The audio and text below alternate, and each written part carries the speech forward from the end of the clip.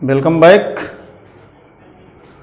आज complex sentence कैसे बनाया जाता है इसके बारे में बताया जाएगा। कॉम्प्लेक्स सेंटेंस बनाना थोड़ा जटिल है, फिर भी यदि कोई आसान काम हो तो उसके करने का आनंद भी नहीं मिलता। तो इस कॉम्प्लेक्स सेंटेंस को आसान तरीके से कैसे बनाया जाए ये आज आपको समझाया जाएगा। तो कॉम्प्लेक्स सेंटेंस क्या क्या मिलाकर बनता है, तो इसके लिए दो क्लॉज होती हैं, दो या दो से अधिक क्लॉज। एक प्रिंसिपल क्लॉज होती है और दूसरी सबऑर्डिनेट क्लॉज। प्रिंसिपल क्लॉज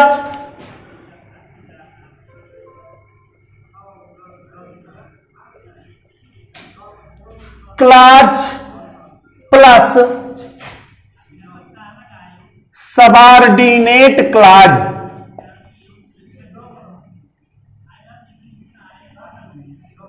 बराबर कॉम्प्लेक्स सेंटेंस। प्रिंसिपल क्लॉज और सबऑर्डिनेट क्लॉज मिला करके कॉम्प्लेक्स सेंटेंस का निर्माण होता है। आज हम एडजेक्टिव क्लॉज के माध्यम से किस तरह से दो सिंपल सेंटेंस को एक मिश्रित वाक्य या कॉम्प्लेक्स सेंटेंस बनाते हैं वो बताएंगे। तो एडजेक्टिव क्लॉज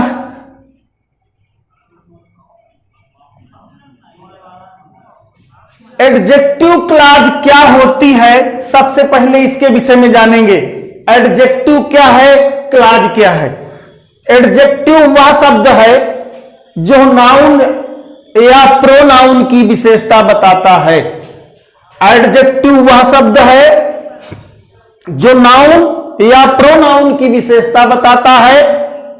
इस तरह कह सकते हैं वह शब्द जो संज्ञा या सर्वनाम की विशेषता बताए या संज्ञा या सर्वनाम के बारे में अधिक जानकारी दे, अलग से कोई जानकारी दे, उस शब्द को हम एडजेक्टिव कहते हैं। जैसे समझ लें, द बॉय इज मैन लिख लेते हैं। The man is poor. तो ये जो पुअर शब्द है यह मैन के लिए आया हुआ है। आदमी गरीब है। इस आदमी के बारे में जो हमें अतिरिक्त जानकारी मिल रही है, विशेष बात पता चल रही है, वह है पुअर। पुअर शब्द एडजेक्टिव है। एडजेक्टिव वह शब्द होता है जो नाउन के बारे में सूचना देता है या नाउन की विशेषता बताता है। द मैन इज पुअर, अगर इसको इस तरह लिख दिया जाए, the man is a poor, तो यह गलत होगा। क्यों गलत होगा? क्योंकि किसी एडजेक्टिव के पहले तभी कोई आर्टिकल लगता है जब एडजेक्टिव के बाद नाउन का प्रयोग किया जाए। किसी एडजेक्टिव के पहले, यहां एडजेक्टिव है, यह आर्टिकल है, डिटरमाइनर है। किसी एडजेक्टिव के पहले एक आर्टिकल का प्रयोग, ए एंड द का प्रयोग तभी किया जाएगा जब उसके आगे एडजेक्टिव के बाद कोई नाउन का प्रयोग किया जाए। यहां पे द मैन इज वेरी, इसलिए द मैन इज पुअर, या इस तरह लिख दें, he is a poor man. ये आर्टिकल है, ये एडजेक्टिव है, ये मैन है। ये पुअर शब्द इस मैन के बारे में विशेषता बता रहा है और ये ही है। ही क्या है? ये मैन का प्रोनाउन है। तो नाउन या प्रोनाउन के बारे में जो हमें जानकारी दे उसे हम एडजेक्टिव कहते हैं। एडजेक्टिव के बाद ये एडजेक्टिव क्लॉज क्या होती है? एडजेक्टिव क्लॉज उसे कहते हैं जो नाउन या प्रोनाउन के बारे में किसी वाक्य के माध्यम से विशेषता बताई जाती है। जो पूरी क्लाज पूरा वाक्य होता है, ये क्लाज का मतलब होता है उपवाक्य। इसके बारे में पिछले वीडियो में बताया गया था क्लाज क्या होता है, आगे और भी समझाया जाएगा। तो क्लाज मीन्स उपवाक्य होता है, एडजेक्टिव क्लाज मीन्स होता है विशेषण बताने वाला उपवाक्य। जो पूरा वाक्य होता है वह उस नाउन की विशेषता बताता है, उस पूरे वाक्य को हम एडजेक्टिव क्लाज कहते हैं। तो एडजेक्टिव क्लाज में प्रयोग आने वाले कंजक्शन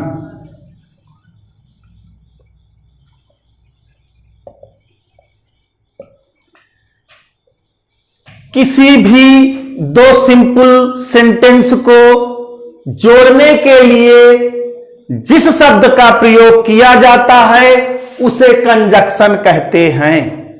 एडजेक्टिव क्लॉज बनाने के लिए कौन से कंजक्शन प्रयोग किए जाते हैं वो नीचे दर्शाए जा रहे हैं।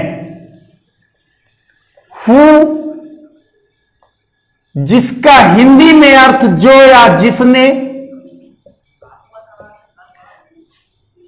हूं जिसका हिंदी में अर्थ है जिसको,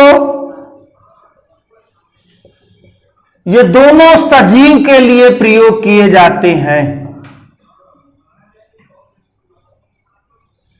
ये एडजेक्टिव क्लॉज के कंजक्शन है। अगला है हुज। ये हिंदी में इसका अर्थ निकलता है जिसका या जिसकी, और यह सजीव और निर्जीव दोनों के लिए प्रयोग किया जाता है।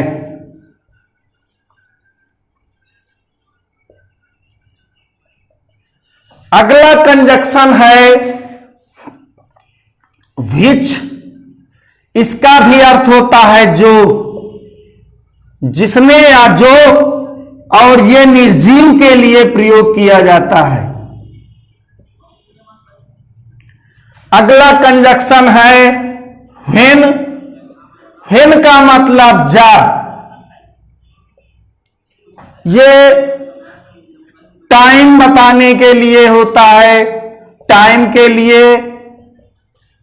वेयर का मतलब हिंदी में अर्थ होता है जहां, और इसका प्रयोग प्लेस के लिए करते हैं। और लिखेंगे हाउ। इसका मतलब है जिस तरह का, जिस तरह का, जैसा या जिस तरह का। ये माइनर बताने के लिए प्रयोग होता है, तौर तरीका बताने के लिए प्रयोग किया जाता है। ये कुछ एडजेक्टिव क्लॉज जो महत्वपूर्ण है उन्हें दर्शाया गया है। इसको एक बार ठीक से देख लें, एक बार पुनः सुन लें। हु, जो या जिसने, हूं जिसको, ये दोनों सजीव के लिए आते हैं। ये हुज दोनों के लिए आता है, सजीव और निर्जीव के लिए।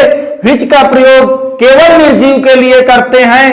व्हेन यदि टाइम बताया जाए वहां पे इसका प्रयोग करते हैं। वेयर प्लेस के लिए प्रयोग करते हैं। हाउ जिस तरह का, यानी ये तौर तरीका माइनर बताने के लिए इसका प्रयोग करते हैं। इस तरह से कुछ इंपॉर्टेंट कंजक्शन हमने देखे। अब वाक्य के माध्यम से इन सभी कंजक्शन का प्रयोग करके दो या दो से अधिक सिंपल सेंटेंस को मिलाकर के एडजेक्टिव क्लॉज के माध्यम से नया वाक्य कैसे बनाते हैं देख लीजिए। पहला एक एग्जाम्पल है, Ravi is a good boy, he belongs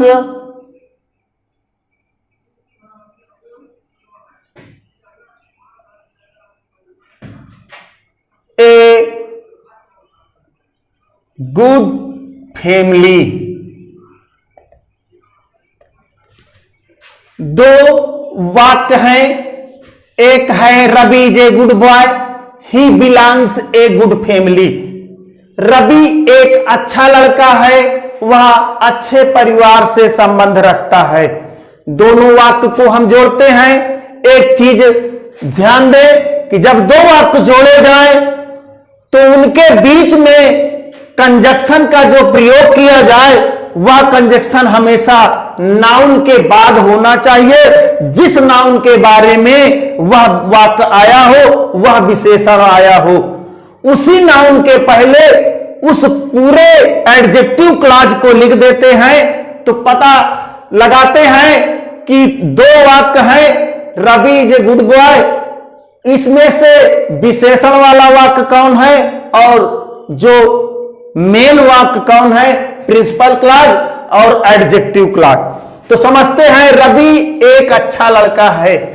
यहां सेंटेंस फर्स्ट में कोई ऐसा नाउन आएगा जिसके बारे में सेंटेंस सेकंड में कोई विशेष बात बताई जाएगी, और जो विशेष बात बताई जाएगी उसी को एडजेक्टिव क्लॉज कहते हैं, और उसी में कंजक्शन लगा करके उस नाउन के पहले उसे जोड़ देते हैं। तो यहां रवि के बारे में बताया जा रहा है और बॉय रवि के लिए ही आया है। तो हम ये बात कि वो एक अच्छे परिवार का है, रवि की एक विशेषता क्या है, ये पूरा वाक्य उसकी विशेषता बता रहा है, ये एडजेक्टिव क्लॉज हो गया। एडजेक्टिव होता तो केवल गुड होता, लेकिन एडजेक्टिव क्लॉज का मतलब पूरा वाक्य जो उस नाउन के बारे में अतिरिक्त जानकारी दे रहा है उसे एडजेक्टिव क्लॉज कहते हैं। और ये आया हुआ है कि वह एक अच्छे परिवार का है। तो जिसके बारे में एडजेक्टिव क्लॉज आया है उसी के पास उसे लिखते हैं। तो रवि के बारे में आया है तो यहां लिखते हैं Ravi is a good boy. Ravi एक अच्छा लड़का है जो अच्छे खानदान से संबंध रखता है। तो सजीव है, सजीव के लिए जो शब्द आता है तो हु लिखते हैं, who belongs a good family. इस तरह से रवि एक अच्छा लड़का है जो अच्छे परिवार से संबंध रखता है। तो यहां हु कंजक्शन है जिसका अर्थ जो है। जब हम एडजेक्टिव क्लॉज का प्रयोग करते हैं तो ज्यादातर जब भी जोड़ा जाता है हमें एक अक्षर बार बार दिखाई देगा, वो है जा। जहां पे कंजक्शन लगाया जाएगा उस कंजक्शन का उच्चारण हिंदी में जा अक्षर से होगा, जैसे ये हुआ। इस तरह से और देखते हैं, देखिए this is Porbandar.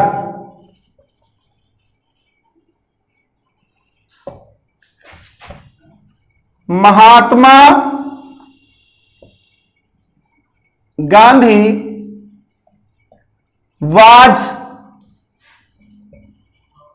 Born here. यह पोरबंदर है। पोरबंदर गुजरात में एक कस्बा है।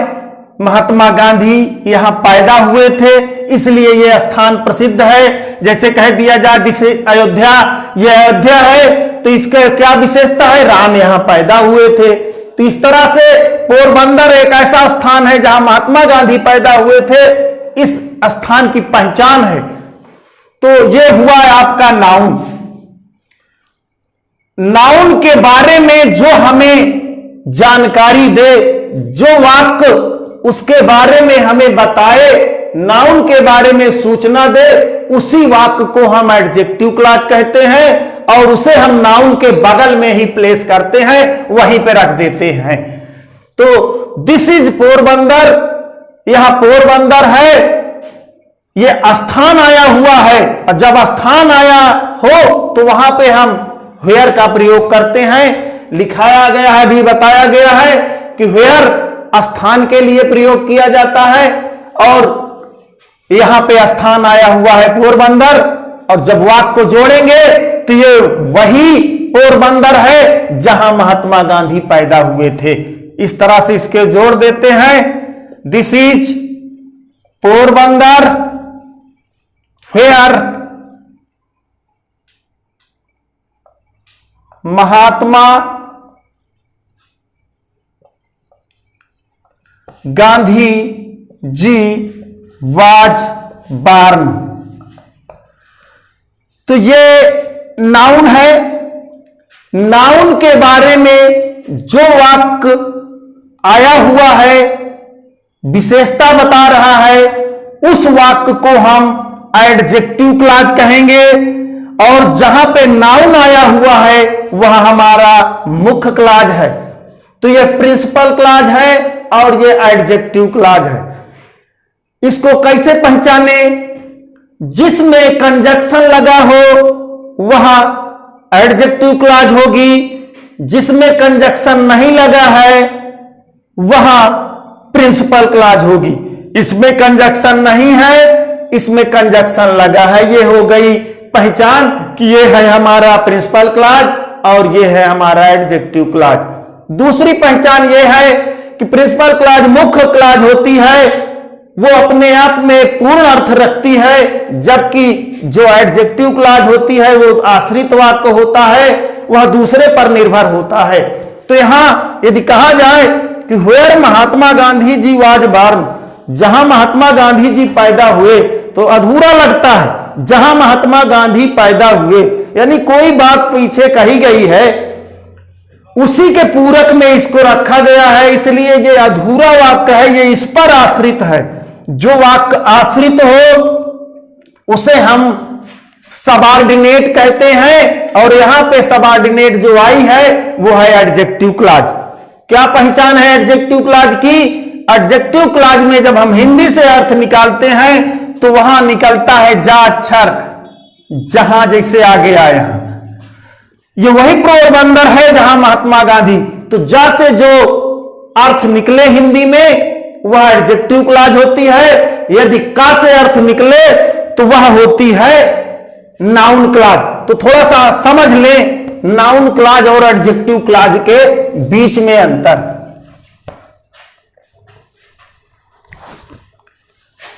आई do not no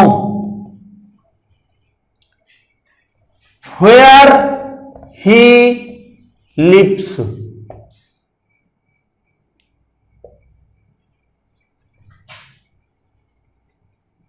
I visited the place where he lives। Clause दोनों एक है, where he lives, where he lives। अब दोनों को जोड़ेंगे तो समझेंगे। I don't know, मुझको पता नहीं है, where he lives, कि वो कहां रहता है। तो जो ये कहां निकल रहा है इसका अर्थ, जो क्लॉज में का शब्द से उच्चारण हो वहां पे नाउन क्लॉज होती है। दूसरी पहचान यह है कि जो एडजेक्टिव क्लॉज होती है उसके पहले नाउन का प्रयोग जरूर किया रहेगा। यहां प्लेस नाउन आया हुआ है।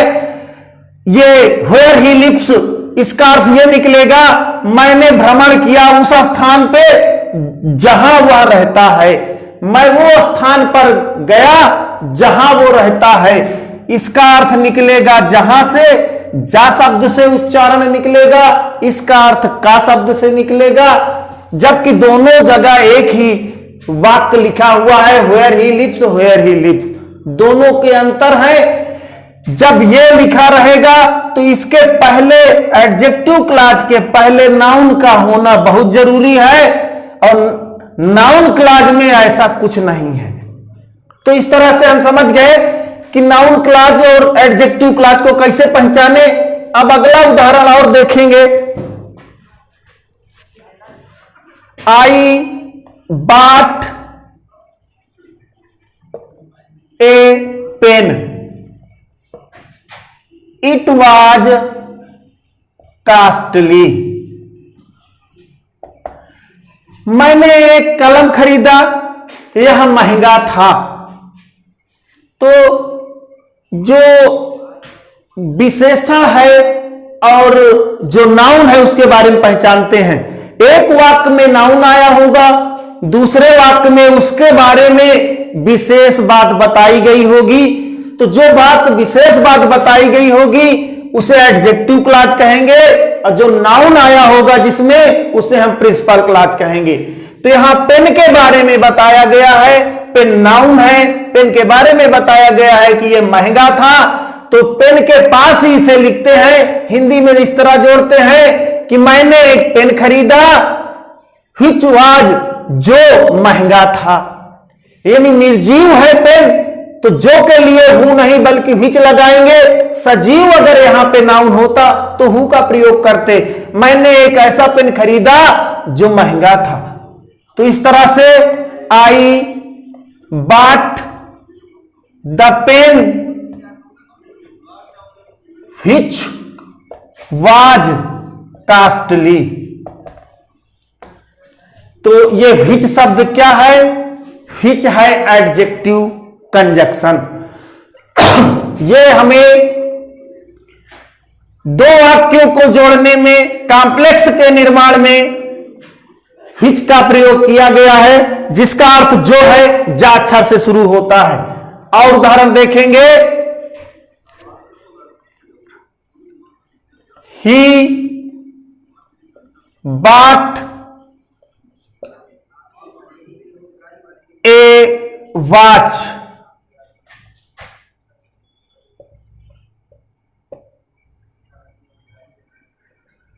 द वॉच गिव्स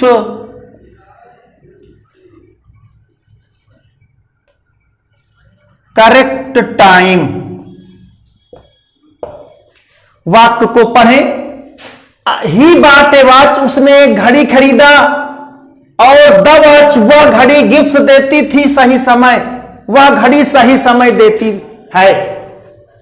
तो उसने एक घड़ी खरीदी, घड़ी सही समय देती है। तो हिंदी में जोड़ेंगे तो इस तरह बनेगा, उसने एक ऐसी घड़ी खरीदी जो सही समय देती थी।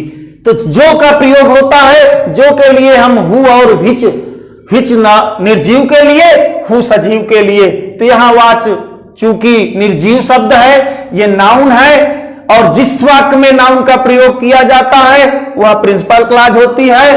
और जिस प्रिंसिपल क्लॉज के जो नाउन है उसका जो वाक्य विशेषता बताता है, जो जानकारी देता है अलग से नाउन के बारे में, उस वाक्य को हम एडजेक्टिव क्लॉज कहते हैं। तो दो वाक्य को इस तरह जोड़ते हैं। ही बॉट द वॉच, यदि ए आया हो तो उसे दा कर दे, दा का मतलब यहां पे हो जाएगा वही। ही बॉट द वॉच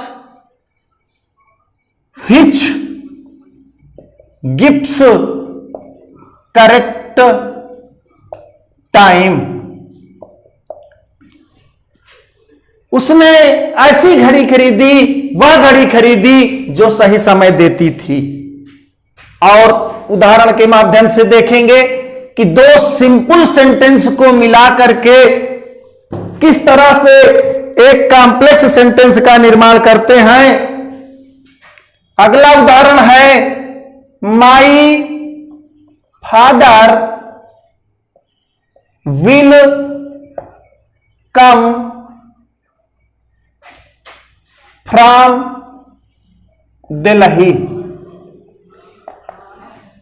मेरे पिताजी, ये पहला वाक्य है। दो वाक्य मिला करके एक कॉम्प्लेक्स सेंटेंस का निर्माण कर रहे हैं। My father will come from Delhi, मेरे पिताजी दिल्ली से आएंगे। आई do not know the time. मुझे पता नहीं है समय का, वह समय मैं नहीं जानता जब मेरे पिताजी दिल्ली से आएंगे। तो इसको जोड़ेंगे कैसे? एक प्रिंसिपल क्लॉज होगी और दूसरी होगी एडजेक्टिव क्लॉज। एडजेक्टिव क्लॉज वह होती है जो नाउन के बारे में बताती है। टाइम का प्रयोग जहां किया जाता है वहां हम व्हेन का प्रयोग करते हैं। व्हेन हमें टाइम सूचक शब्द बताता है, शब्द है ये, कंजक्शन है टाइम सूचक। तो व्हेन का प्रयोग प्रिंसिपल क्लॉज, मेन क्लॉज ये है आई डू नॉट नो। हमको पता नहीं है कि मेरे पिताजी कब दिल्ली से आएंगे। When I do not know the time, यह हुआ आपका नाउन। और नाउन के बाद जो भी लिखा जाएगा उसे हम क्लॉज कहते हैं, वो एडजेक्टिव क्लॉज होगी। When my father will come from Delhi. इस तरह से दो सिंपल सेंटेंस को मिलाकर के एक कॉम्प्लेक्स सेंटेंस का निर्माण किया गया। उदाहरण के माध्यम से और देखेंगे। एक I know the boy, you teach him. दोनों को दो वाक्य हैं। आई नो द बॉय, मैं उस लड़के को जानता हूं। यू टीच हिम, जिसे तुम पढ़ाते हो, तुम पढ़ाते हो, तुम उसे पढ़ाते हो। मैं उस लड़के को जानता हूं। I know the boy, you teach him, तुम उसे पढ़ाते हो। तो दोनों को जब जोड़ेंगे तो ये बनेगा कि मैं उस लड़के को जानता हूं जिसको तुम पढ़ाते हो। जिसको के लिए बताया गया था हूं, और वो भी सजीव के लिए आता है। तो आई नो द बॉय, ये द बॉय नाउन है। जो भी एडजेक्टिव क्लॉज लिखी जाएगी ज्यादा से ज्यादा कोशिश यही रहनी चाहिए कि वह नाउन के पास ही लिखी जाए। एंटीसीडेंट होना चाहिए नाउन, उसका पूर्व में नाउन जरूर होना चाहिए जिसके बारे में वो क्लॉज आई हुई है। तो क्लॉज ये आई है जिसको तुम पढ़ाते हो। whom you teach, अर्थ देखते हैं। आई नो द बॉय, मैं उस लड़के को जानता हूं। whom, जिसको, you teach, तुम पढ़ाते हो। तो जिसको जा शब्द से उच्चारण जिसका निकलता है वह एडजेक्टिव क्लॉज होती है, और जिसका का से निकलता है वह नाउन क्लॉज होती है। एक उदाहरण और देखेंगे।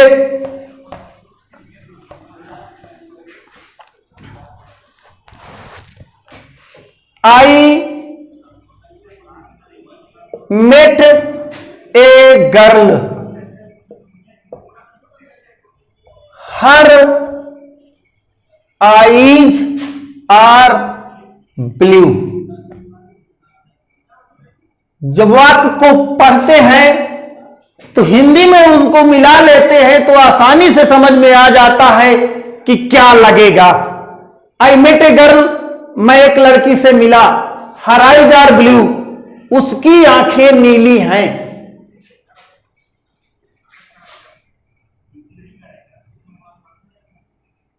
वेयर लगेगा, वेयर थी, मेट है। एक पास्ट में है तो दूसरा पास्ट में होना चाहिए। आई मेट ए गर्ल, मैं एक लड़की से मिला। हर आइज वेयर ब्लू, उसकी आंखें नीली थी। तो मैं एक ऐसी लड़की से मिला जिसकी आंखें नीली थी। तो यहां जिसकी शब्द निकल रहा है, जिसका या जिसकी शब्द जब निकलता है तो उसके लिए हम हुज का प्रयोग करते हैं। और हुज ऐसा शब्द है, कंजक्शन है, जो निर्जीव और सजीव दोनों के लिए प्रयोग किया जाता है। तो कॉम्प्लेक्स बनेगा दो सेंटेंस को मिला करके। आई मेट ए गर्ल तो द गर्ल, हुज जिसकी आईज आंखें, वेयर ब्लू जिसकी आंखें नीली थी। तो यहां ये हुआ ये एडजेक्टिव क्लॉज है और ये प्रिंसिपल क्लॉज है।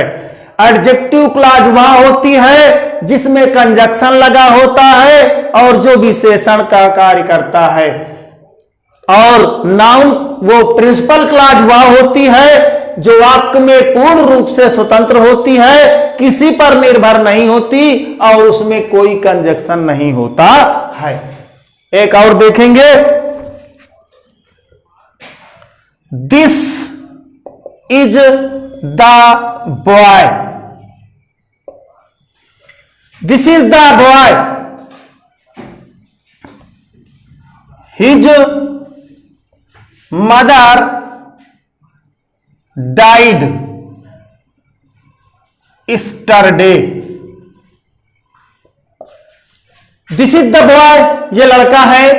हिज मदर डाइड यस्टरडे, इसकी माता जी कल मर गई।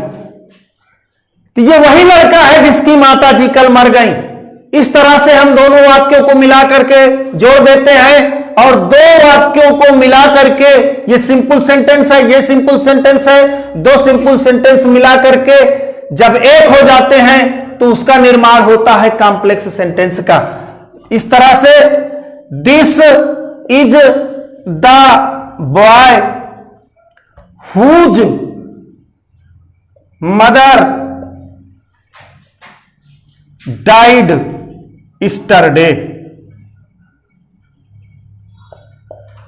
इस तरह से हमने देखा कि एडजेक्टिव के जो कंजक्शन है प्रयोग में आने वाले, उन कंजक्शन के माध्यम से हम दो सिंपल सेंटेंस को मिला करके एक कॉम्प्लेक्स सेंटेंस का निर्माण कैसे करते हैं। अब आपने क्या समझा, जो इतना समझाने के बाद उसको एक दो गृहकार के माध्यम से आपसे पूछेंगे, आप उसका जवाब देंगे। The man was caught, the man was caught, he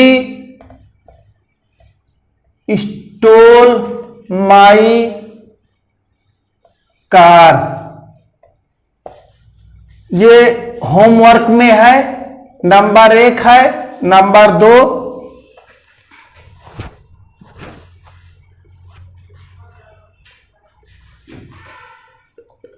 the pen is mine,